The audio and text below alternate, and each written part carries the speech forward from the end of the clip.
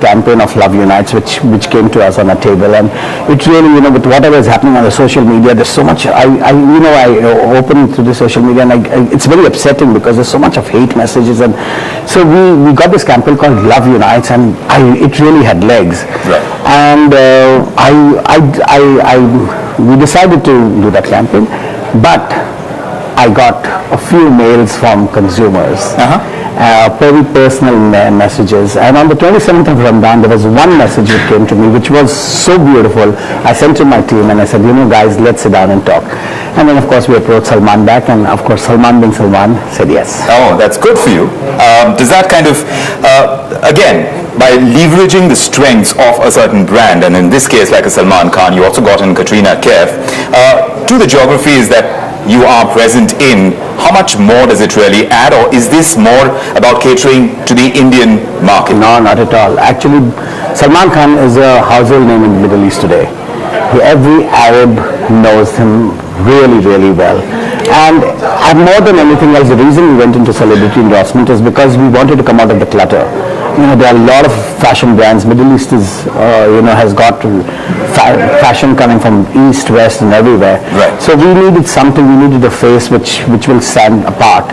And Splash being Splash, we always wanted to work with the best, and we approached Salman, and he came on board. Right. So it has been a great strategy because it brings great visibility. Of course, he's got a very, very loyal fan following who will drive traffic. So when we bought him Salman the first year, I think so our walk-in grew almost by 30%. Right. So it just tells you that he broke the clutter, and we were an ad between many great ads. Right.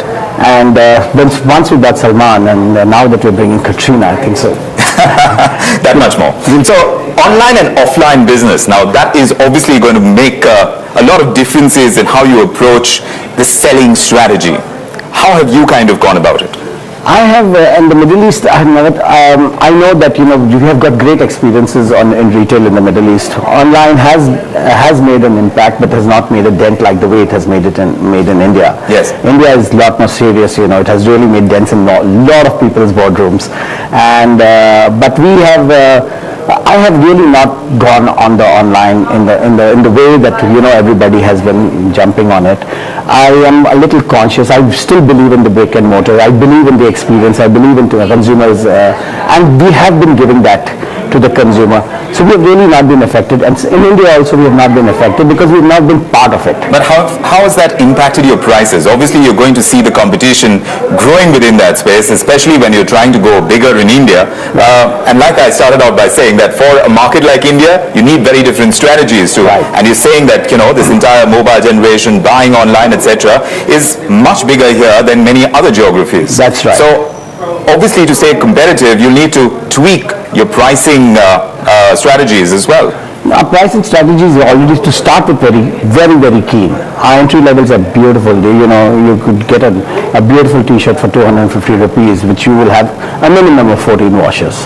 So that is, it can't get better than that. So our price points are already very, very keen. We have, while I do, and the structure which is in the online where they give you the discounts doesn't really work with me. I don't like that, because you're just giving away margins, or you're just giving away product to consumers to ensure that you're getting a turnover. I have been very keen on price points from the very beginning of my career, in the way that we have always ensured that our fashion is amazing, our quality is amazing, and the price point is amazing. Right. So once a consumer shops that and gets to know that and enjoys the environment of shopping, they come back. So when you invest so much in the brick and mortar space, some people would say that is a bit foolhardy in these current times, especially within the business that we do here in India, within the retail space.